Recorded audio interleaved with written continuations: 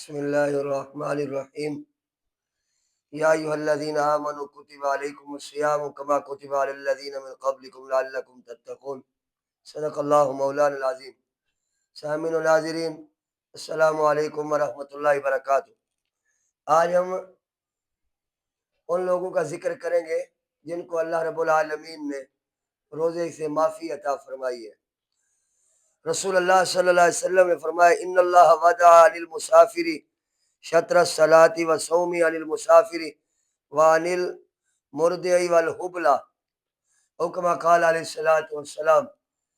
رسول اللہ صلی اللہ علیہ وسلم نے فرمایا کہ اللہ تعالیٰ واجب الوجود نے مسافر سے آدھی نماز معاف فرما دی، یعنی جو مسافر شرعی مسافر ہے اس کو قصر نماز پڑھنے کا حکم دیا گیا ہے۔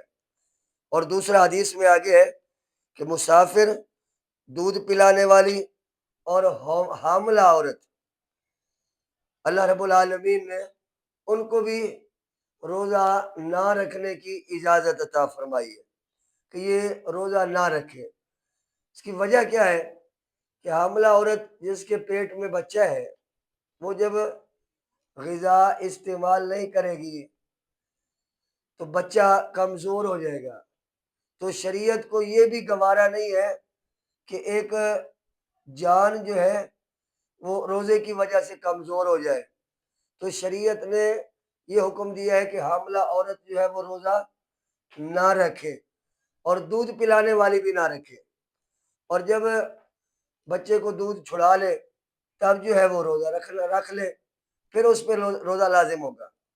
اور اگر ایسا معاملہ ہے کہ بچہ بڑا ہو گیا، تقریباً سال سے بڑا ہو گیا ہے، اور وہ اپنی ماں کے دودھ کے علاوہ اور گائے کا دودھ یا بھینس کا دودھ پی لیتا ہے یا کوئی چیز کھا لیتا ہے، گزارا چل جاتا ہے، یعنی بچے کو کوئی پریشانی نہیں ہوتی، تو پھر عورت روزہ رکھ لے تو کوئی حرج نہیں ہے۔ لیکن اگر بچہ چھوٹا ہے، ماں کے دودھ کے علاوہ اور غذا بھی کوئی نہیں ہے، تو اللہ رب العالمین نے اس ماں کو روزہ نہ رکھنے کی اجازت عطا فرمائی ہے کہ وہ روزہ نہ رکھے۔ ایک مسافر، ایک حاملہ عورت اور ایک بچے کو دودھ پلانے والی۔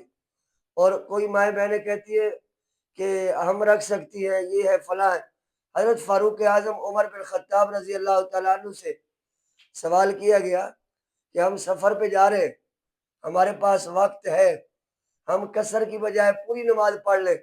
حضرت فاروق اعظم عمر بن خطاب نے کہا جب شریعت اجازت دے رہی ہے تو پھر پوری پڑھنے کا فائدہ کیا ہے؟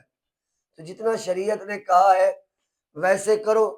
اور یہ بات یاد رکھو، یہ حدیث مبارکہ ابو داؤد شریف میں حدیث نمبر 2408 یہ ابو داؤد شریف میں ہے، اور ترمذی شریف میں 715 نمبر حدیث مبارکہ ہے کہ اللہ رب العالمین نے مسافر، حاملہ اور دودھ پلانے والی کو روزہ نہ رکھنے کی اللہ نے اجازت دی ہے۔